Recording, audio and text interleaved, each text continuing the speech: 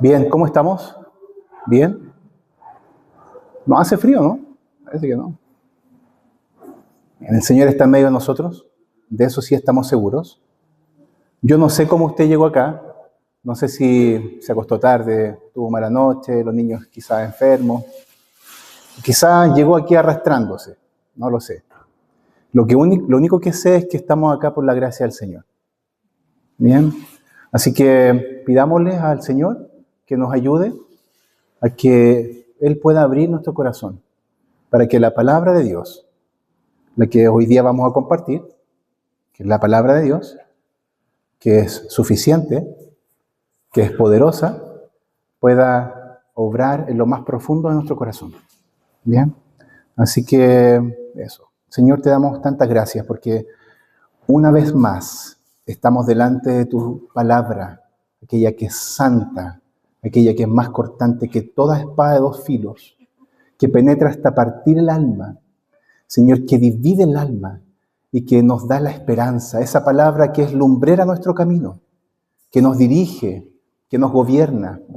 Es tu palabra, Señor, la que hoy vamos a meditar en ella. Te pedimos que tu Santo Espíritu pueda aplicar tu palabra, Señora, a nuestras realidades. Y que tu Espíritu Santo, Señor, siga mostrándonos la necesidad que tenemos de ti, Señor. Oramos en esta mañana, en el nombre de Jesús. Amén. El Dios que nos rescata y transforma en la tormenta. Ese es el título que le puse a la predicación y voy a leer nuevamente los dos versículos. Los primeros dice, enseguida Jesús hizo que los discípulos subieran a la barca y fueran delante de él a la orilla, mientras él despedía a la multitud. Después de despedir a la multitud, subió al monte a solas para orar. Y al anochecer estaba allí solo, pero la barca ya estaba muy lejos de tierra y era azotada por las olas, porque el viento era contrario. Y a la cuarta vigilia de la noche, Jesús vino a ellos andando sobre el mar. Bien, ahí está un pasaje muy conocido por nosotros, ¿cierto? A propósito, hoy día, que es el último domingo del mes, ¿se recuerdan de qué hemos estado predicando? ¿Qué hacemos con la ansiedad? Hoy día vamos a terminar cerrando un poco la serie y vamos a ver esta escena de Jesús con sus discípulos. Pero más específicamente, esta escena de Jesús con uno de sus discípulos. Y ver cómo Jesús enfrenta los temores de este discípulo y cómo Jesús lo desafía y cómo Jesús se presenta como la única esperanza para él. Entonces, si yo les pregunto a ustedes, ¿cuáles son sus fracasos? Quizás a ustedes les incomodaría responder esa pregunta. Pero si ustedes piensan en la Biblia no escatima los fracasos de aquellos personajes que están ahí en la historia. Si ustedes piensan, Adán y Eva, su pecado, producto de su pecado quedó la escoba en la humanidad. Posteriormente Adán pecó, Moisés pecó, los profetas pecaron, los reyes pecaron, los discípulos también fallaron. Y Pedro, uno de los que la Escritura resalta más, de uno de sus discípulos que amaba al Señor, constantemente fracasó, constantemente tropezó. ¿Se recuerdan? Queriendo cortarle la oreja a un soldado romano, después de haber estado 3 años en discipulado intenso con el Señor. Saca la cuchilla y van a arrestar a mi Señor, así que lo voy a defender a mis fuerzas. O cuando estaba conversando con Jesús, yo te voy a seguir hasta la muerte, Señor. Y Jesús le dice, ciertamente me vas a negar. Lo negó, lloró amargamente. Y así, a lo largo de la historia vemos que la Escritura no esconde la naturaleza real de nosotros, los fracasos. Entonces, ¿qué es lo que nos tiene que mostrar la Escritura en esta mañana? Yo quiero compartir con ustedes tres realidades acerca del Señor. La primera es que Jesús es nuestra seguridad en la tormenta. Observen lo que dice el versículo 20. Enseguida Jesús hizo que sus discípulos subieran a la barca y fueran delante de él a la otra orilla mientras Él despedía a la multitud.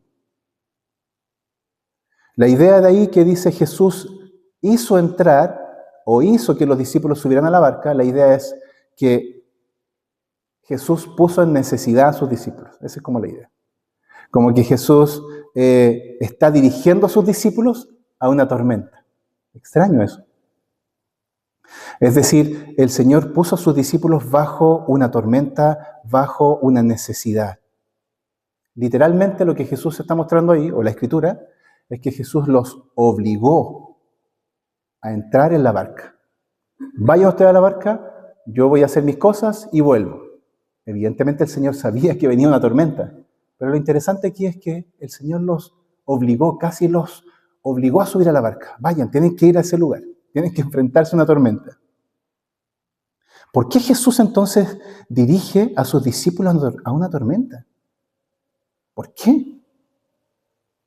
Y aquí está lo primero que yo quiero que ustedes puedan captar. Porque las tormentas son necesarias. ¿Por qué? Porque ellas nos recuerdan dónde está nuestra verdadera seguridad. Llámele tormenta a cualquier situación difícil que tú y yo tenemos que enfrentar en la vida. Que estemos enfrentando o que tengamos que enfrentar. Llámale a eso tormenta. Son necesarias porque nos recuerdan dónde está nuestra verdadera seguridad.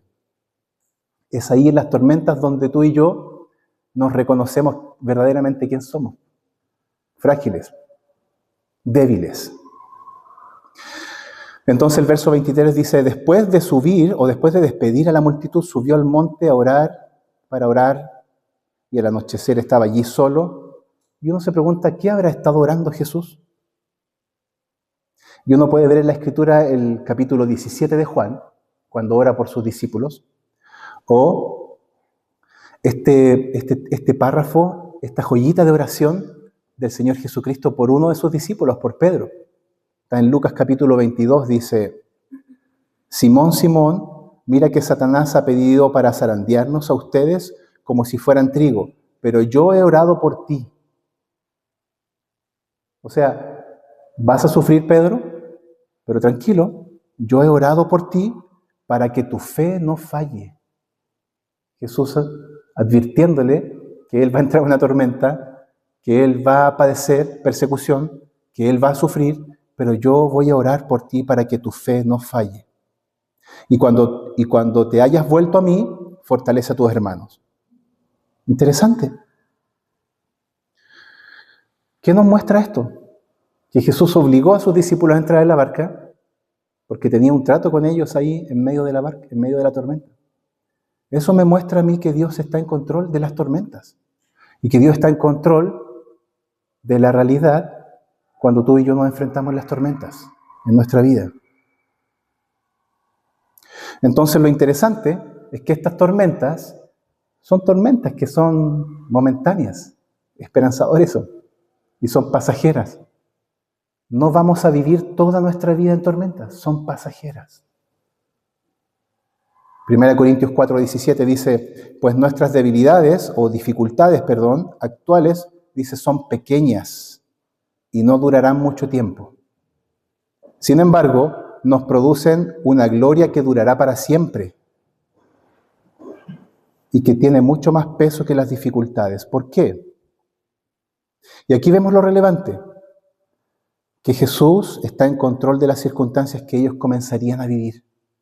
Jesús sabía y está demostrando que Él tiene el control y nos recuerda esto, que no hay absolutamente nada en nuestra vida que estemos viviendo, ya sea en el trabajo, ya sea en la familia, ya sea en tu propio corazón, no hay nada que sus discípulos puedan experimentar que Dios, en este caso que Jesús, no los permita.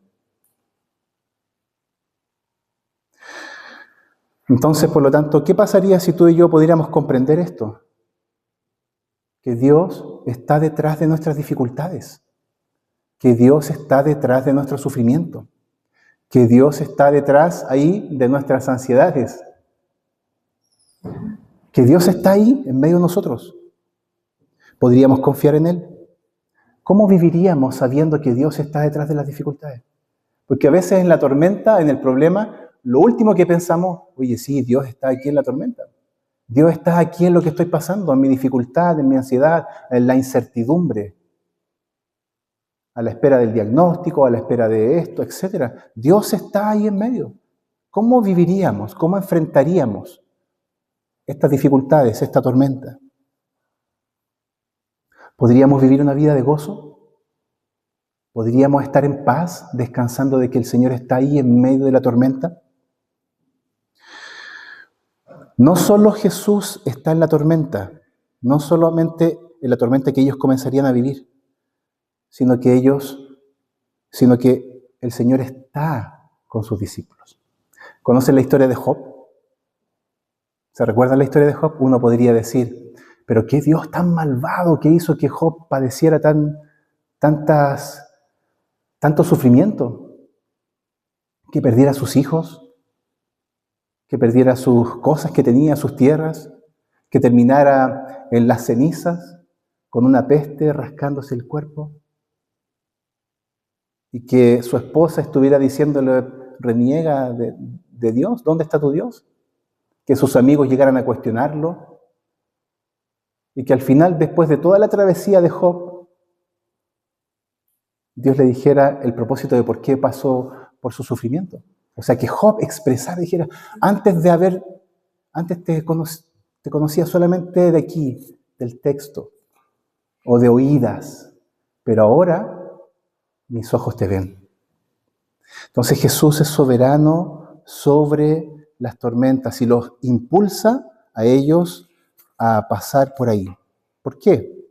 Y lo segundo que quiero que veamos en el texto, si ustedes lo ven ahí en sus Biblias, el verso 24 y 25, dice, pero la barca ya estaba muy lejos de tierra y era azotada por las olas, porque el viento era contrario.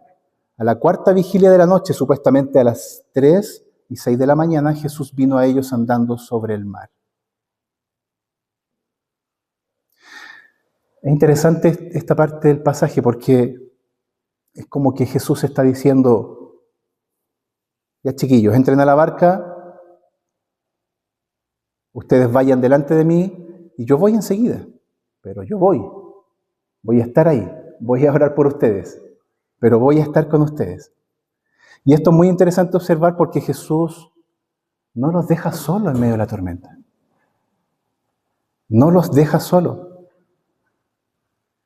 Pero, ¿cómo viene Jesús a ellos?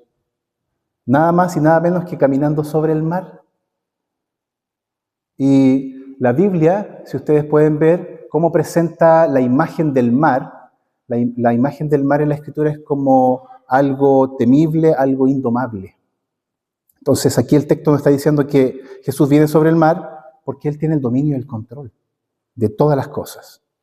Tiene el dominio y el control del mundo creado. Él puede desafiar las leyes de la gravedad, por cierto, porque Él es dueño, Él es el Señor de todas las cosas. ¿Y en qué momento aparece Jesús ahí? A la cuarta vigilia de la noche. También es interesante esto. 3:06 de la mañana. ¿Pero qué significa eso? Que ellos llevaban remando 8 a 9 horas.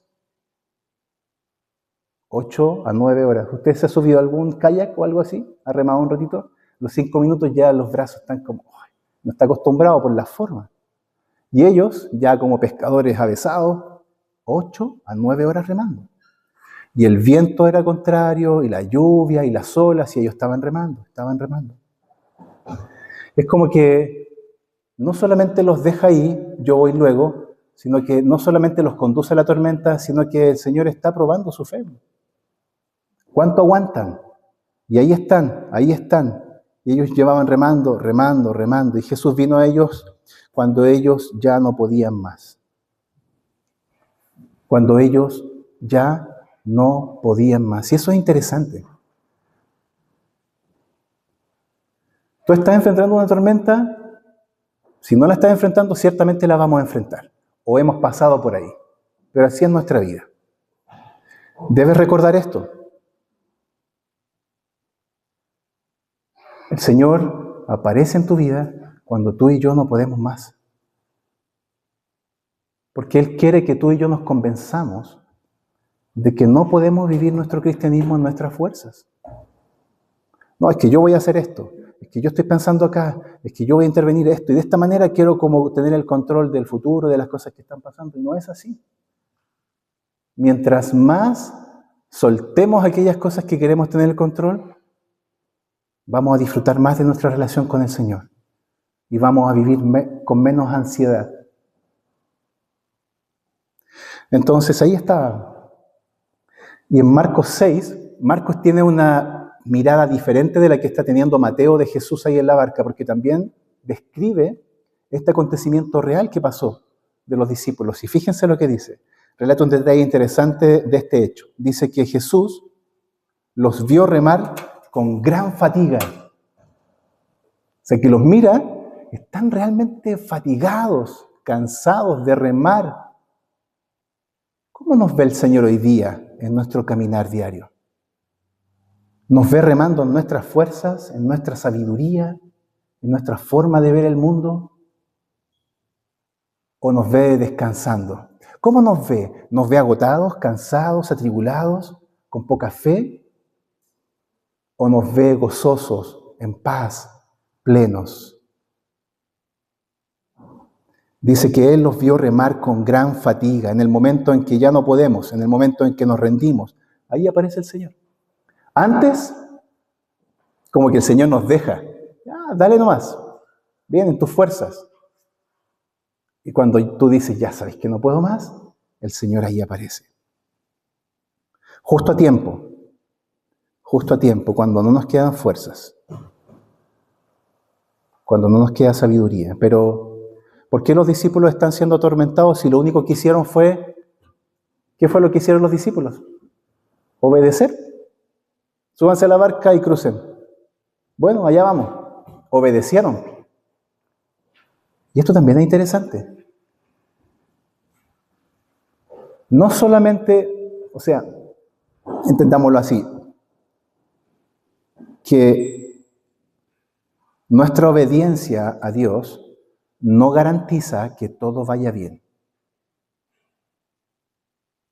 Pero si voy a la iglesia, si oro, estoy haciendo catecúmenos, o soy miembro ya, ofrendo, oro, leo la Biblia, ayudo al prójimo, ¿por qué estoy viviendo esto entonces? Porque tu obediencia al Señor no es garantía de que todo va a andar bien. Y que todo ande bien en tu vida no significa que Dios esté obrando. De hecho, más. El sufrimiento en el creyente es una muestra de que Dios está con él, con ella.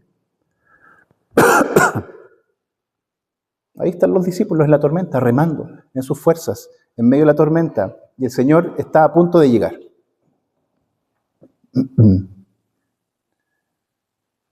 Puede que el sufrimiento en tu vida, la angustia en tu vida, la ansiedad en tu vida te recuerde que tienes a un Dios fiel, que tienes a un Dios misericordioso. Puede que la tormenta en nuestra vida sea una bendición, porque me hace estar más cerca de Él y menos dependiente de mí. Entonces, ¿cómo tú y yo estamos mirando la tormenta? ¿Dios en medio? ¿O como quiero salir luego de esto, por favor, que pase luego esto? ¿O estás diciendo, Señor, qué debo aprender? ¿Qué tan cerca tuyo puedo estar?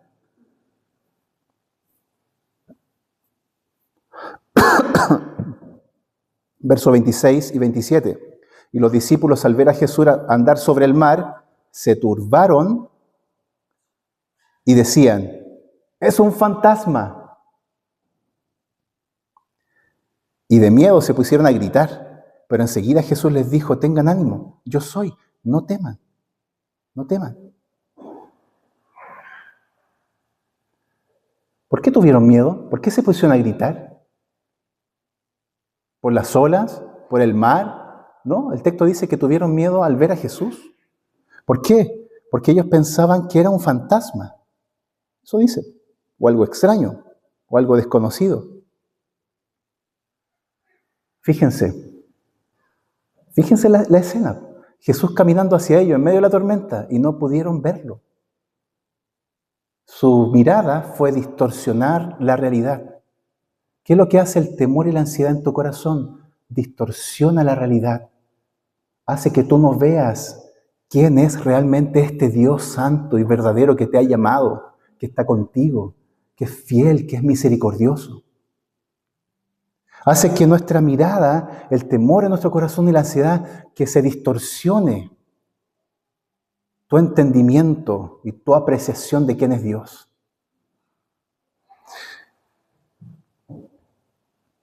Es lo que pasó allá en el Génesis 3, ¿recuerdan? De este árbol no debes comer, porque ciertamente el día que de él comas, vas a morir.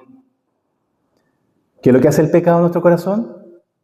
La tentación, ciertamente no morirás, porque Dios sabe que el día que ustedes coman, van a ser abiertos sus ojos y van a conocer entre el bien y el mal. Distorsiona la realidad de quién es Dios. Pero observen algo interesante aquí. Ellos vieron un fantasma, era Jesús. Y fue lo mismo que ocurrió allá en el Génesis, volviendo a Génesis. Si ustedes observan, Adán y Eva cedieron a la tentación. ¿Por qué razón? ¿Por qué cedieron? ¿Por qué desobedecieron? Por una sencilla razón. ¿Saben cuál es? Porque ellos dejaron de confiar en este Dios bueno. Ellos debieron haber dicho, el Señor nos dijo que no comiéramos de ese árbol. Y ya está. El carácter de nuestro Dios es santo, es bueno, es sabio. Él sabe por qué no debemos comer. No vamos a comer. Confiamos en Él. Confiamos en lo que Él nos ha dicho. Pero ellos no hicieron eso. Distorsionaron la realidad de quién es Dios. Por lo tanto, cedieron a la tentación. Cada vez que tú y yo cedemos a la tentación, cedemos a aquellas cosas que nos separan del Señor, es porque es un problema de incredulidad. Es un problema que dejas de confiar en que Dios es bueno y que tiene el control de tu vida, de tu familia, en medio de la tormenta. Tengan ánimo, dice. Esa expresión es la misma expresión que cuando Jesús le dice a sus discípulos, en el mundo tendrán aflicción. Se los asegura. Pero confíen, es decir, tengan ánimo, confíen. Yo he vencido al mundo. Tremendo. Eso no puede ser más práctico. Van a tener aflicción, van a estar en la tormenta. ¿Qué es práctico? Tengo que confiar en el Señor. Él ha vencido al mundo. La frase interesante aquí también es, yo soy, dice. Yo soy. Pero enseguida Jesús les dijo, tengan ánimo, yo soy, no teman. ¿Habían escuchado esa frase antes? En el Antiguo Testamento, ¿les suena familiar? Moisés está conversando con el Señor y el Señor le dice, tú vas a ir a liberar a mi pueblo de Egipto, y etcétera, etcétera. Y Moisés le empieza a preguntar, ¿y quién me manda a hacer esto? ¿Qué le voy a decir a los israelitas? Dile que yo soy, el yo soy, me basta. ¿Qué ocurrió en esa época de la historia de la redención? Es que Dios, a través de Moisés, ¿qué hace? Los saca de Egipto. Ven el mar rojo, el mar rojo, se abre, cruzan, son liberados de la esclavitud. Y el Señor empieza a bendecir, a liberar a este pueblo. ¿Qué significa el yo soy? Que Jesús está diciendo, yo soy en medio de la tormenta. Estaba recordándoles quién era este hombre que venía caminando sobre el mar, que tiene dominio sobre todas las cosas. Este Dios hombre, nuestro Señor Jesucristo, que es Señor soberano sobre todas las cosas. El yo soy no solamente significa en el hebreo que es el Dios autoexistente, que siempre ha existido, o no solamente el Dios autosuficiente, que no necesita de nada, este Dios todopoderoso, soberano. El yo soy también significa el Dios que interviene a favor de su pueblo. Imaginen la tormenta, angustiados, ansiosos. Y Jesús les recuerda lo que ellos ya habían escuchado en el Antiguo Testamento, la historia, el yo soy el que los liberó de su pecado, el que los sacó de Egipto con mano poderosa, el que hizo prodigios y milagros, aquel Dios que los ama, que los protege, que los sustenta. Entonces, el yo soy. Ahora, ¿por qué Jesús les dice no teman? ¿Por qué Jesús les dice no teman? ¿Cómo? Era natural que ellos estuvieran temiendo ahí en medio de la tormenta. ¿Podían morir? Olas, imagínense, de 10, 15 metros. El viento, una barca chiquitita, un bote chico. No tenían motor, solo remos. Para que ellos comenzaran a gritar, asustados, para que ellos se les distorsionara y vieran a Jesús como un fantasma. Ellos estaban ahí. Era natural que ellos estuvieran llenos de temor. ¿Por qué Jesús entonces les dice no teman? Y aquí yo quisiera hacer una aplicación práctica para nosotros. ¿Por qué Jesús también nos está diciendo hoy día, no temas? No estoy seguro, pero 365 o por ahí veces la expresión en la Escritura dice no temas. ¿Será porque es un no temas para cada día? Nos enfrentamos a la tentación, nos enfrentamos a un dilema, nos enfrentamos a una tormenta. No temas. Porque tenemos temor al fracaso. ¿Alguno de ustedes, alguno de nosotros tiene temor al fracaso? Él es quien nos rescata del hoyo, dice el Salmo 103. ¿Alguno de nosotros tenemos temor al futuro? La buena noticia es que en el futuro está el Señor. Puedo tener paz. ¿Está alguno de nosotros temeroso frente a la economía, el caos que hay en la economía mundial? El Señor es nuestro sustentador. ¿Alguno de nosotros tenemos temor a la rebeldía de nuestros hijos? No son tus hijos, no son mis hijos, hijas, son del Señor. El Señor las cuida. ¿Tenemos temor a ser rechazados? Hemos sido aceptados y amados perfectamente por el Señor. ¿Alguno de nosotros tenemos temor a la soledad? Estaré todos los días hasta el fin del mundo contigo. ¿Está alguno de nosotros temeroso por cualquier otra cosa? El Señor te ama.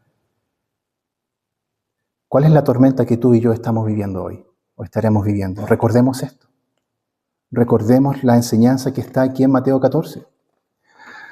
Y lo último, bueno, antes de lo último, Primera de Juan 4:18 dice que el perfecto amor echa fuera el temor. Y en Romanos 5:5 dice que Dios, porque el amor de Dios ha sido derramado en nuestros corazones por medio del Espíritu Santo que nos fue dado. El Señor nos desafía a confiar en Él en medio de las tormentas, a confiar en Él. ¿Dónde estamos depositando nuestra confianza hoy día? Lo último, y aquí me voy a apoyar acá un poco de esta pizarra. ¿Es pizarra o no? ¿Se puede ocupar? Yo creo. Después vamos a borrar. Esperemos que el lápiz no sea un permanente. Gracias.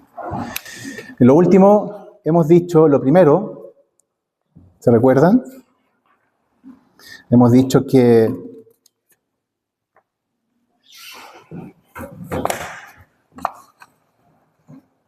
Jesús es nuestra seguridad en la tormenta. Hemos dicho Jesús nos desafía en la tormenta. Y lo tercero es que Jesús es nuestra única esperanza. Verso 28 al 33.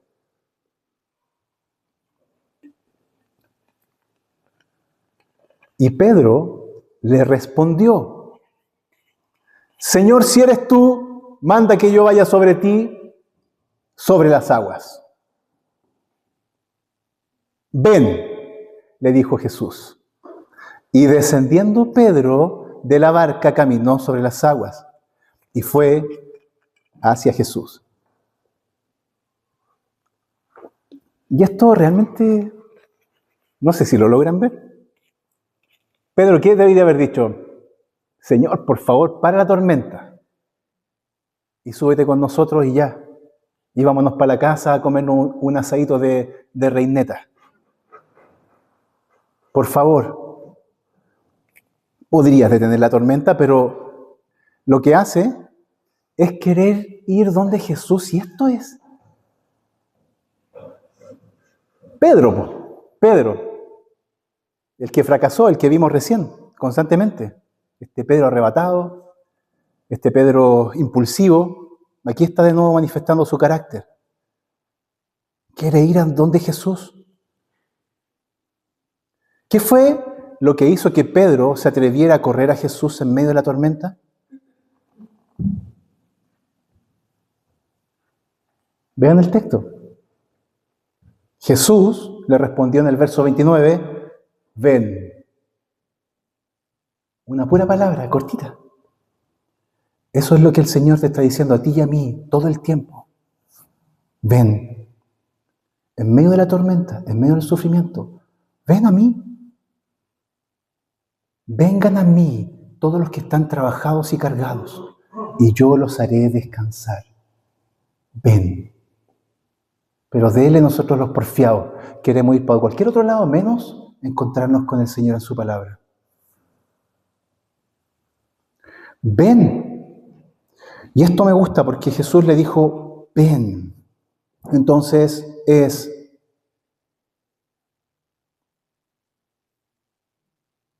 confía en lo que Jesús ya te ha dicho. Interesante porque Jesús le dice, ven, y la confianza de Pedro no está en que él vea en el mar, pues.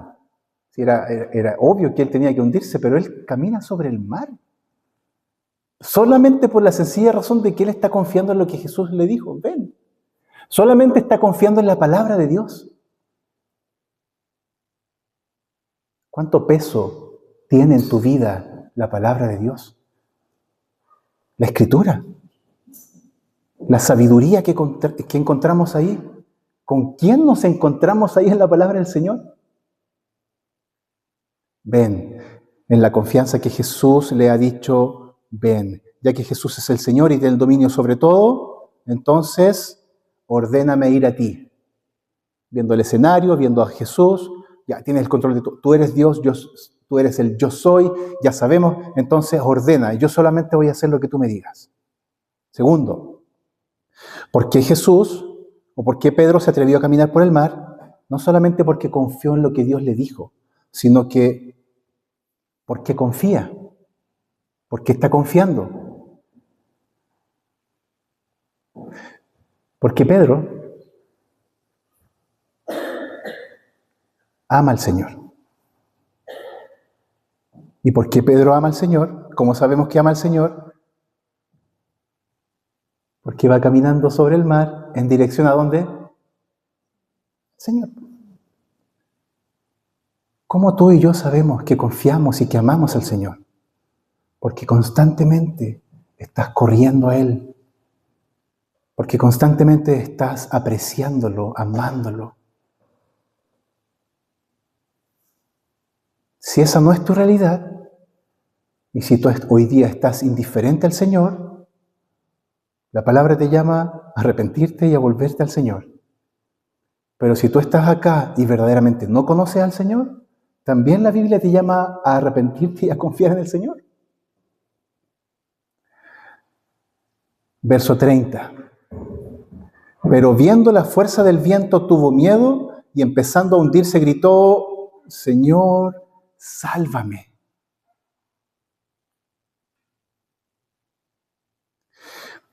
Observen esto. Estaba Pedro caminando sobre el mar, ahí, con toda la sensación de fe y tiene que haber pensado, estoy caminando sobre el mar. Qué loco esto, empezó y estaba mirando al Señor y de repente empieza a mirar las olas y él empieza a escuchar todo, empieza a quitar la mirada del Señor y empieza a hundirse. Cuando Pedro dejó de contemplar a Jesús, de amar a Jesús, de disfrutar al Señor, comenzó a hundirse. Cuando tú y yo dejamos de que Jesús, el Señor, sea el centro en tu vida,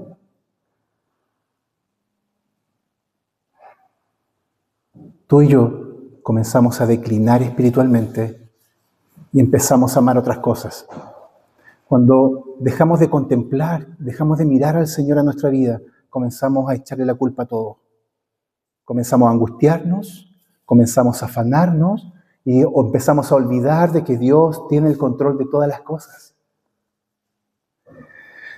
Entonces, al instante Jesús extendió la mano y lo sostuvo y le dijo: hombre de poca fe, ¿por qué dudaste? No sé cuál ha sido el pensamiento de ustedes con respecto a Pedro, porque aquí dice, Jesús lo está tirando la oreja. Hombre de poca fe, pero no le dice no tiene fe, poca fe, tenía fe. Pero no alcanzó a llegar allá. ¿Por qué no alcanzó a llegar donde Jesús? El otro escenario hubiese sido, Jesús camina, o sea, Pedro camina y llegan ahí, se abrazan y los dos vuelven caminando a la barca. Hubiese sido ideal. ¿Qué enseñanza hubiésemos tenido ahí? ¡Oh, la tremenda fe de Pedro! Caminó igual que Jesús, igual que el Señor y no se hundió. Pero ¿por qué la Biblia muestra que Pedro dejó de mirar a Jesús y comenzó a hundirse? Y Jesús le dice: hombre de poca fe, ¿por qué dudaste? Es tremendo esto. Porque en nuestras debilidades, en medio de nuestras batallas, de nuestra incertidumbre, el Señor en su tiempo es quien nos salva y quien nos transforma. Estoy seguro que Pedro no volvió a ser el mismo después de eso, de esa experiencia que tuvo. Esa debe ser la actitud diaria nuestra de Pedro. ¿Cuándo? ¿Caminando sobre el mar o hundiéndose? ¿Cuál creen ustedes? Yo me atrevería a decir que la actitud debe ser hundiéndonos. ¿Saben por qué? Porque es en esa sensación: Señor, sálvame. Todos los días, Señor, sálvame de creerme el cuento de que yo puedo dirigir mi vida. Señor, sálvame de mi autosuficiencia. Señor, sálvame de esta sensación que quiero tener el control de todo. Señor, sálvame de que en mi sabiduría yo puedo vivir. Quiero vivir en tu sabiduría. Quiero vivir tomado de tu mano. Jesús lo toma. Podría haber dicho: Pedro, o haberle ordenado a las olas: hola, suban a Pedro a la barca. Como en la película esta me parece harto esa imagen, de Moana. Y sale el agua como que lo tira para allá, para todos lados. Podría haber hecho eso. No, lo toma de la mano. ¿No es eso lo que tú y yo queremos en nuestra relación con el Señor? Ahí apegadito al Señor. Esto es tremendo. Cuando ellos subieron a la barca, el viento se calmó. Entonces los que estaban en la barca lo adoraron diciendo: es verdad, este es el Hijo de Dios. Tu tormenta, mi tormenta no es para siempre. Pero la calma viene cuando tú y yo colocamos nuestro corazón en el Señor, nuestra confianza en el Señor. Déjenme terminar con una ilustración acá. ¿Por qué les digo yo que es mejor tener la actitud del Pedro hundiéndose y clamando al Señor, en tener esta actitud de estar caminando por sobre el agua y creernos que podemos dirigir nuestra vida? Por esta razón.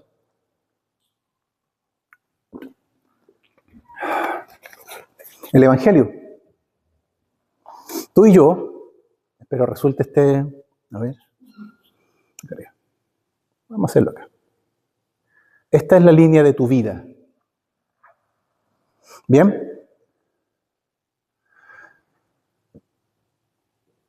Perdón por lo simple. Ahí vamos en la vida. Y vamos con la carita ahí. Vamos caminando nuestra vida. Llega un momento, un punto de inflexión en nuestra vida, donde el Dios soberano podría haber sido médico. El Dios soberano viene e irrumpe en nuestra vida. ¿De qué manera? ¿Escuchaste el Evangelio? ¿Fuiste a una iglesia cuando chico? ¿Escuchaste el Evangelio? ¿Te diste cuenta que eras un miserable pecador y que necesitabas la gracia del Señor? El Señor te salva, te da un nuevo corazón, viene con su espíritu a vivir en tu vida, te promete una vida eterna, te da una nueva forma de vivir, te justifica, perdona todos tus pecados. Y en ese momento, lo que ocurre es lo siguiente.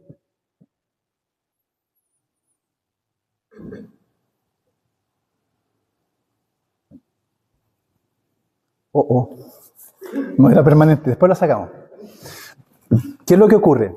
Que aquí en este punto de inflexión, tu crecimiento en amor por Dios y en madurez cristiana, llamémosle así, tú empiezas a conocer a Dios. Empiezas a conocer a Dios, que Dios es bueno. Pero paralelo a eso, tú te das cuenta que tú eres pecador. Tanto tu conocimiento de quién eres tú, como el conocimiento de quién es Dios, van conociendo paralelamente. Por ejemplo, te vas dando cuenta que tú tienes temor, eres temeroso, tienes temor al futuro, pero vas conociendo que Dios es fiel. Vas conociendo que tú eres débil, y que vas conociendo que Él es todopoderoso. Y vas conociendo y así te vas dando cuenta que eres frágil, que te cansas, que te agotas, y vas conociendo acá que Dios tiene gracia, y vas conociendo que tú constantemente a veces quieres amar al Señor, pero te alejas de Él. Y te das cuenta que Dios te ama con amor eterno.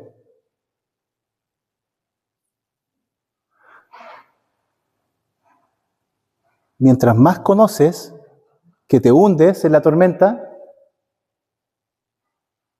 que eres débil, más vas conociendo que tu Dios es bueno, es poderoso, es misericordioso, es fiel, es santo. En ese caminar, cada vez, al profundizar en tu naturaleza y en la naturaleza de Dios, cada vez la cruz de Cristo es más grande en tu vida.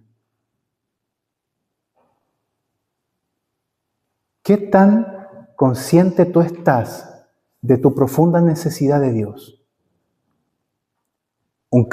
Una creciente conciencia de quién soy realmente sin el Señor y una creciente conciencia de quién es Dios.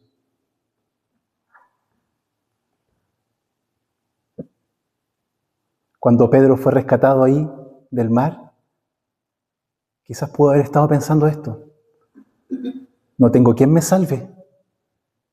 El Señor es mi Salvador, porque Él me ama con amor eterno y no hay nada que me pueda separar de ese amor de Dios.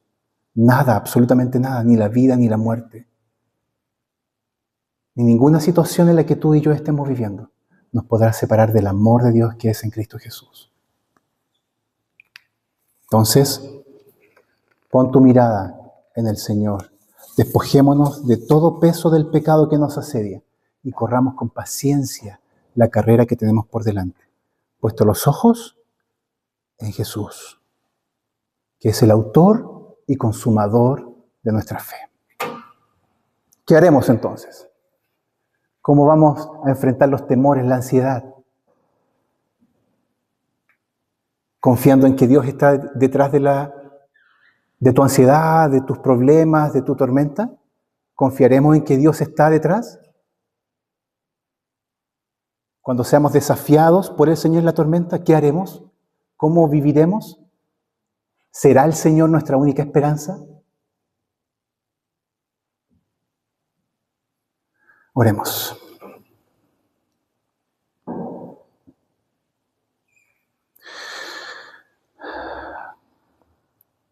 Señor, te damos gracias porque tu palabra, Señor, es lo que necesitamos. Gracias porque vemos en tu palabra tu gran amor, rescatando por gracia a un hombre débil, moribundo, como Pedro, hundiéndose ahí en el mar, como nosotros. Gracias, Señor, porque nuestro Señor Jesucristo pagó toda la deuda que nosotros teníamos. Toda la deuda, perdonó todos nuestros pecados. Oh, cuánta gloria y honra te damos por eso, Señor. Reconociendo que estábamos muertos en nuestros delitos y pecados, que no teníamos cómo salvarnos por nosotros mismos. Tú viniste a nuestro encuentro, nos salvaste, nos rescataste. Y no solamente eso, sino que al tercer día tú resucitaste entre los muertos, mostrándonos así que tú tienes el poder sobre la muerte, venciendo la muerte, venciendo las tormentas, venciendo la oscuridad. Resucitaste al tercer día, Señor. Nuestra esperanza está en ti, Señor. No en nuestro caminar, no en nuestra sabiduría. Y cuando estemos, Señor, ansiosos, luchando con nuestras frustraciones, con nuestros fracasos y con la ansiedad en nuestro corazón, recuérdanos que tú estás en medio de nosotros, que tú eres suficiente, Señor. Recuérdanos que podemos confiar en ti. Recuérdanos que debemos colocar nuestro corazón, nuestra mirada en ti, Señor. En el nombre de Jesús oramos. Amén.